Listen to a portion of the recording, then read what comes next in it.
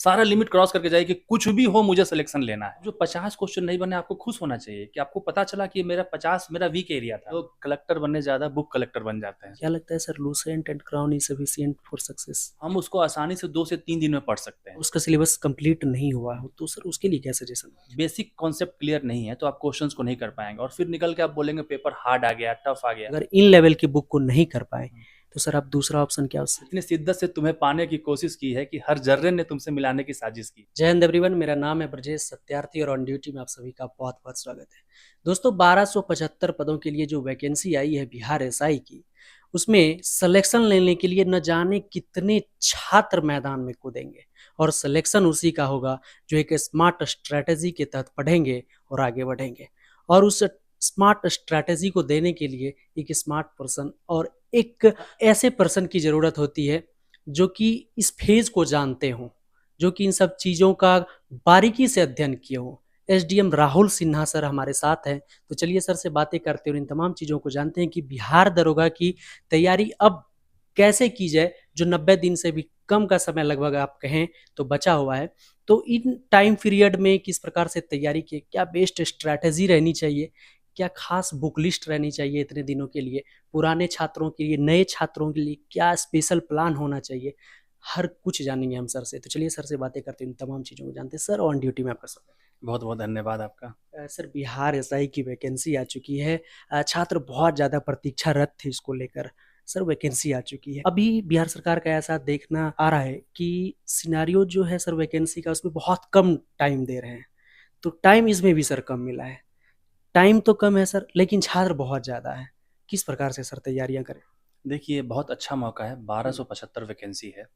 जो भी बच्चा अगले 90 दिन में थोड़ा बहुत भी सीरियस हो जाएगा, अपने कंफर्ट जोन से थोड़ा सा बाहर कदम निकाल देगा, उसका सिलेक्शन इसमें ज़रूर होगा। बच्चे बस ये गलती करते हैं कि बहुत सारे अन्य चीज़ों में लगे रहते हैं कि क्या हार्ड आएगा, पैटर्न कैसा रहेगा, ईजी आएगा, करंट अफेयर कहाँ से पढ़ना है। देखिए पढ़ने में आपको वही स्टैटिक पोर्शन जो है उस पर आपको बेसिक कॉन्सेप्ट आपका क्लियर होना चाहिए और उसके बाद प्रैक्टिस कीजिए। मेरा जो फॉर्मूला था सक्सेस होने का, जिससे मैंने भी बीपीएससी क्वालिफाई किया है, मेरा फॉर्मूला था कि 70% प्रैक्टिस कीजिए और 30% पढ़िए। अभी जो बचे हुए 90 दिन है उसमें आप टारगेट बनाइए कि डेली 3 क्वेश्चन सेट सॉल्व करूंगा तभी सोऊंगा या सोऊंगी, नहीं तब तक मैं रात में नहीं सोने जाऊंगा। ये 3 आपको प्रैक्टिस पेपर रोज से आप 90 दिन अगर आप सॉल्व करते हैं तो आपका जो स्टैटिक जो पोर्शन है वो भी आपका रिवाइज हो जाएगा। होता क्या है, जब क्वेश्चन करते हैं तब हमें रियलाइज होता है कि मेरी ये कमी है। उसको जो टेस्ट पेपर सॉल्व करना है, जो क्वेश्चन सेट सॉल्व करना है, वो आपको बिल्कुल एग्जाम वाले माहौल में करना है। फोन ऑफ कर दीजिए, टाइमर लगा दीजिए और उतनी देर किसी और से इंटरेक्ट मत कीजिए। और जब आप 100 क्वेश्चन सॉल्व कर रहे हैं, आपके 50 बने, उदाहरण बता रहा हूँ, अब जो 50 क्वेश्चन नहीं बने आपको खुश होना चाहिए कि आपको पता चला कि मेरा 50 मेरा वीक एरिया था, जो कि एग्जाम से पहले मुझे पता चल गया। अब उस 50 क्वेश्चन को अच्छे से जाके आप रिवाइज कीजिए, बुक से देखिए कि ये इंश्योर कर लिए कि जीवन में दोबारा इस 50 क्वेश्चन जो इस टॉपिक से मेरा क्वेश्चन नहीं छूटना चाहिए। अच्छा, तो सर आपने बात करी मेनली कि अब जो टाइम कम बचा हुआ है तो इसमें सिर्फ प्रैक्टिस पर ज़्यादा ध्यान दें। लेकिन सर कुछ ऐसे भी छात्र हैं जिन्होंने बहुत ज़्यादा तैयारी नहीं करी है, तो और ख़ास करके कहा जाता है कि जब आपका सिलेबस पीछे कंप्लीट हो तो सिर्फ प्रैक्टिस करने में मज़ा भी आता है और उन सब चीज़ों का विश्लेषण करने में भी। तो सर अगर कोई छात्र थोड़ा बहुत पढ़ाई करा हो और अभी वो अब उसका सिलेबस कंप्लीट नहीं हुआ हो तो सर उसके लिए क्या सजेशन? देखिए एनसीईआरटी तो सबको जरूर पढ़ना चाहिए। जो बेसिक एनसीईआरटी क्लास 6 से लेकर 10 तक की, वो आप सोचिए क्लास 6 की जो एनसीईआरटी है वो कितने उम्र के बच्चे के लिए बनाई जाती है? लगभग 10 से 11 साल के लिए। तो अगर 10 से 11 साल का बच्चा समझ सकता है तो हम लोग जो भी एग्जाम दे रहे हैं वो कम से कम 20 22 25 साल के तो होंगे ही। तो हम उसको आसानी से 2 से 3 दिन में पढ़ सकते हैं। उसको स्मार्टली अगर आप कंप्लीट कीजिएगा सारी एनसीईआरटीज को तो बहुत ज़्यादा समय नहीं लगेगा। 15 20 दिन में आप एनसीईआरटीज को एक बार कंप्लीट कर लीजिए। फिर कुछ स्टैंडर्ड बुक्स हैं हर सब्जेक्ट की, उसको पढ़िए, क्योंकि जो नया पैटर्न देखा गया बीपीएससी का भी कि अगर आपका बेसिक कॉन्सेप्ट क्लियर नहीं है तो आप क्वेश्चंस को नहीं कर पाएंगे और फिर निकल के आप बोलेंगे पेपर हार्ड आ गया, टफ आ गया। आप इसलिए बोलते हैं क्योंकि आपका कॉन्सेप्ट क्लियर नहीं है, आप वन लाइनर वाले मोड में चल रहे थे आज तक, लेकिन उस मोड से थोड़ा सा बाहर आना पड़ेगा। और करंट अफेयर्स के लिए भी specifically one liner current affair पढ़ना छोड़िए। करंट अफेयर का जो भी टॉपिक है उसको डिस्क्रिप्टिव पढ़िए, गूगल पे सर्च कीजिए, उससे रिलेटेड न्यूज़पेपर का पूरा आर्टिकल पढ़िए। जैसे कि कल ही बीपीएससी में जो एग्जाम हुआ है उसमें वैगनर कमिटी के बारे में पूछ दिया गया था। वैगनर कौन थे?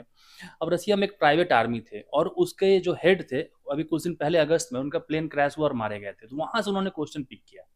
तो इस टाइप से वन लाइनर वाले में ये चीज़ नहीं आएगा, लेकिन आप डेली का न्यूज़पेपर पढ़ रहे हैं या डिटेल्स में पढ़ रहे हैं, तभी जाके आप क्वेश्चन कर सकते हैं। तो मुझे उम्मीद है कि इस बार दरोगा में भी थोड़ा-सा क्वेश्चन का लेवल ऊपर होगा, तो उसके लिए अपने आप को प्रिपेयर करके पहले से जाइए। सर, एक छोटा-सा सवाल और सबसे ज़्यादा पूछा जाने वाला सवाल।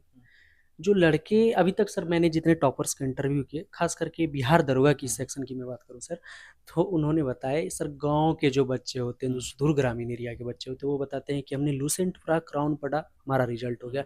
सर, आज के डेट में जहाँ पर कॉम्पिटिशन का लेवल हाई जाएगा, जहाँ पर नंबर ऑफ स्टूडेंट बढ़ेंगे, क्या लगता है sir Lucent and crown is sufficient for success? देखिए, अभी तक ल्यूसेंट और क्राउन से सिलेक्शन हो जाता था। इस बार भी संभवतः हो सकता है, लेकिन हमें वर्स्ट की भी तैयारी करके चलनी है। क्योंकि उस एग्ज़ाम को सभी बच्चे देंगे, जो बीपीएससी की तैयारी कर रहे हैं वो भी देंगे, जो यूपीएससी की तैयारी कर रहे हैं वो भी देंगे। तो हमें उनको भी बीट करना है, डिफीट करना है। तो आप ल्यूसेंट और क्राउन पढ़िए, बहुत अच्छी किताबें हैं, लेकिन साथ में कुछ स्टैंडर्ड किताब से पढ़ लीजिए, जैसे कि पॉलिटी के लिए लक्ष्मीकांत है, ज्योग्राफी के लिए महेश बर्नवाल की किताब है, हिस्ट्री के लिए एस के पांडे की किताब है। तो इन किताबों को भी आप थोड़ा-थोड़ा देख लीजिए कि आप दोनों के लिए तैयार रहिए, वर्स्ट के लिए भी तैयार रहिए और जो पैटर्न पे आ रहा है उसके लिए भी तैयार रहिए। अच्छा सर, तो अगर कोई छात्र इन स्टैंडर्ड की बुक को नहीं पढ़ा, जैसे पॉलिटिकली अब लक्ष्मीकांत बता रहे हैं, महेश बर्नवाल की बुक बता रहे हैं, तो इन सब बुक को पढ़ने के लिए सर आई थिंक थोड़ा-सा समय चाहिए आपके अनुसार, जो हो सकता है कि पीटी के एग्ज़ाम तक ना मिल पाए। तो इतने कम टाइम में, जो कम टाइम बचा, अगर इन लेवल की बुक को नहीं कर पाए, तो सर आप दूसरा ऑप्शन क्या सजेस्ट? देखिए, दूसरा ऑप्शन है कि टेस्ट पेपर्स जो अवेलेबल है मार्केट में, जितने कोचिंग हैं, सभी के टेस्ट पेपर आप ले लीजिए, जितने भी प्रैक्टिस बुक है उसको ले लीजिए और उसको सॉल्व कीजिए, ठीक है? और उसमें जो क्वेश्चन आपसे नहीं बन रहा है, फिर वो स्टैंडर्ड बुक से आप एक बार देख लीजिए। क्योंकि जो भी एक मेरा जो मानना है कि अगर इतना बड़ा सब्जेक्ट है, समझ लीजिए कि हिस्ट्री इतना बड़ा है, लेकिन क्वेश्चन जो पूछे जाते हैं इसी सेक्शन से पूछे जाते हैं ज़्यादातर, तो आप इस सेक्शन को कम से कम मजबूत कर लीजिए और बाकी सेक्शन जो है आपका, जिस तरीके से आप पढ़ रहे हैं उस तरह से पढ़िए। सर, हम अभी आ रहे थे आपसे बातें करने के लिए, आपका इंटरव्यू करने के लिए, तो सर एक लड़के ने हमें कहा कि वो बिहार दरोगा की तैयारी कर रहा था। उन्होंने कहा कि आप इंटरव्यू तो करते हैं, लेकिन जो कोई बुक पढ़ता है, कोई टॉपर बुक पढ़ता है, या फिर कोई आपको जो बड़े टीचर बताते हैं, तो उनसे ये पूछा करें कि बुक पढ़ने का सही तरीका क्या है कि सही तरीके से सारा कुछ एडजस्ट कर पाए अपनी माइंड। नहीं, ये बहुत अच्छा सवाल है। देखिए, बुक पढ़ने का सबसे आसान तरीका है कि उसको इंटरेस्टिंग बना के पढ़िए। जैसे फ़िल्में हम देखते हैं, आज से 25 साल पहले दिलवाले दुल्हनिया ले जाएँगे हमने देखा होगा। सबको उसकी कहानी मोटा-मोटी याद है। लेकिन हमने कल जो चैप्टर पढ़ा है, आज सुबह पढ़ा है, वो क्यों भूल जाते हैं? क्योंकि हम उसको बर्डन समझ के लेते हैं। आप उसको थोड़ा इंटरेस्टिंग बना के पढ़िए। जैसे कि हिस्ट्री की बात कर रहे हैं। हम अगर बात करते हैं कि महात्मा गांधी जी के बारे में, तो महात्मा गांधी जी जब आए भारत में, उस समय भारत की स्थिति क्या थी? क्यों उनको रातों-रात वो स्टार बन गया? क्यों चंपारण 3 ऐसी घटना घटी, चंपारण हुआ, अहमदाबाद हुआ, खेड़ा हुआ, 3 के बाद वो रातों-रात स्टार हो गए, क्यों और कोई नहीं बन पाया? इन सब चीज़ों को थोड़ा लॉजिक बना के जब आप पढ़िएगा तो आपको इंटरेस्टिंग लगेगा। क्यों भगत सिंह का जो मूवमेंट था वो उनको ज़्यादा नहीं चल पाया? क्यों भगत सिंह को फांसी से नहीं रोक पाए गांधी जी? इन सब से नहीं होता, थोड़ा-सा इंटरेस्टिंग बना के पढ़िएगा। इकोनॉमिक्स जब पढ़ रहे हैं, तो थोड़ा जीडीपी के बारे में जानिए कि जीडीपी क्या होती है? इन्फ्लेशन क्या होता है? इन्फ्लेशन बहुत बच्चे कन्फ्यूज़ रहते हैं। इन्फ्लेशन क्या है? जो मैं रिसेंटली बता रहा था कि 10 रुपए की मैगी जो आज से 5 साल पहले मिल रही थी, वो मैगी 12 रुपए की मिल रही है। 2 रुपए दाम बढ़ गया, वो इन्फ्लेशन है। उसी को और आप किताब में अगर उसको बर्डन समझ के करेंगे तो आपको बहुत टफ हो जाएगा। तो आप किसी अच्छे टीचर का गाइडेंस ले सकते हैं इन चीज़ों को समझने के लिए। अगर आपको लग रहा है किताब टफ है, तो एक बार टीचर का गाइडेंस ले लीजिए। टीचर जो क्या होता है, उनको एक्सपीरियंस होता है। वो आसान भाषा में चीज़ें बता देंगे, फिर आप जब किताब से पढ़ेंगे, तो आपको जल्दी कनेक्ट हो जाएगा। अच्छा, सर एक चीज़ आप मानते हैं कि जैसे कोई छात्र है, उसके पास जो बुक है, उसी बुक को फ़ॉलो करनी चाहिए या फिर उसे बुक चेंज करना चाहिए? जैसे कि कोई सर घटना चक्र पढ़ रहा है, तो ज़रूरी है कि वो अगर कोई दूसरा घटना चक्र के अलावा कोई बुक सजेस्ट कर रहा है, तो वो ले या फिर उसी पे कायम रहनी चाहिए? देखिए, इस तैयारी में एक और बात मैंने सीखा है कि लोग कलेक्टर बनने से ज़्यादा बुक कलेक्टर बन जाते हैं। बुक का पहाड़ लगा देते हैं। उतनी बुक्स की ज़रूरत नहीं है। जो स्टैंडर्ड बुक आपके पास है, सिलेक्शन वहीं से होगा। आप क्लास का, स्कूल का एग्ज़ाम्पल देखिए। एक स्कूल होता है, सभी बच्चे लगभग एक ही रेंज के होते हैं। टीचर वही पढ़ा रहे हैं, लेकिन उसमें से किसी के 95% आ जाते हैं, किसी के 35 आते हैं। आप कितना समझ रहे हैं? आप जिस चीज़ को फ़ॉलो कर रहे हैं, उस चीज़ पे आप अपना कॉन्फिडेंस रखिए कि मुझे इसी किताब से सारा नॉलेज मिलेगा। ये नहीं कि यार तुम बता दो किताब, तुम बता दो किताब, तुम बता दो किताब। और उसी किताब पे ट्रस्ट रख के अच्छे से मेहनत कीजिए, आपका सिलेक्शन ज़रूर होगा। एक कहानी है, मैं अक्सर सुनाता हूँ, शायद आपने सुना होगा, फिर आपके चैनल से भी सुना रहा हूँ। वो चीता और हिरन की कहानी है। चीता की जो दौड़ने की स्पीड होती है वो लगभग 120 किलोमीटर प्रति घंटे होती है, और हिरन की जो होती है वो 40 किलोमीटर प्रति घंटे, मतलब हिरन 1 घंटे में 40 किलोमीटर दौड़ता है और जो चीता होता है 120 किलोमीटर दौड़ता है। लेकिन जब चीता हिरन के पीछे दौड़ता है, तो हिरन अपनी शारीरिक क्षमता जो 40 किलोमीटर प्रति घंटे की है उसको तोड़ के हिरन चीते की जो स्पीड होती है उसको भी क्रॉस कर जाता है, और सारी जितनी क्षमताएं हैं उसकी शारीरिक क्षमताएं लिमिटेशन है सबको तोड़ देता है, और चीते को हरा देता है रेस में और अपनी जान बचा लेता है। क्यों ऐसा होता है? क्योंकि जो चीता दौड़ रहा था और नाश्ता करने के लिए दौड़ रहा था, और हिरन जो दौड़ रहा है वो अपनी जान बचाने के लिए दौड़ रहा है। तो आप इस तैयारी में क्यों आए हैं वो मैटर करता है। आप इस तैयारी में आए हैं सिर्फ नाश्ता करने के लिए हिसाब से, तो आपका सिलेक्शन कभी नहीं होगा। आप जान बचाने आए हैं तो आपको ये नहीं पूछना चाहिए कितने घंटे पढ़ना है, क्या नहीं पढ़ना है। आपको जितना हो सके उतना पढ़ के जाइए, सारा लिमिट क्रॉस कर। सारा लिमिट क्रॉस करके जाइए कि कुछ भी हो मुझे सिलेक्शन लेना है।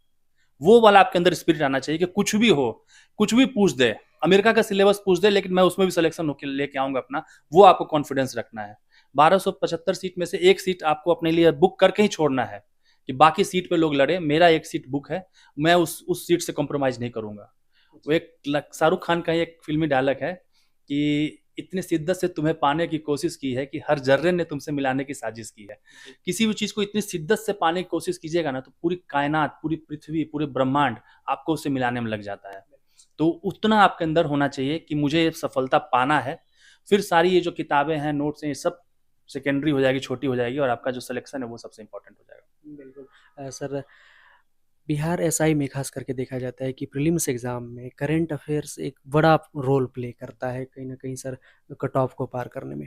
करंट अफेयर्स के लिए बीपीएससी जो है और कोई भी सिविल सर्विसेज एग्जाम है उसमें सर बड़ा वेटेज रहता है, और कहीं ना कहीं इन सब चीज़ से आप बहुत ज़्यादा रूबरू हुए होंगे अपने स्टूडेंट लाइफ में, और इन सब चीज़ों पर सर फिलहाल काम भी कर रहे हैं।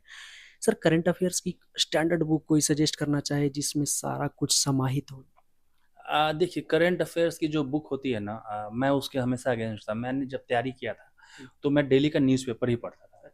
और इसीलिए मेरा एक चैनल है एसडीएम राहुल सिन्हा, उस पर मैं रोज रात को 10 बजे दिन का करंट अफेयर, जो भी एक्टिविटीज दिन में हुई है इंडिया में, विश्व में, जो कि इंपॉर्टेंट है, उसको डिस्कशन करता हूँ।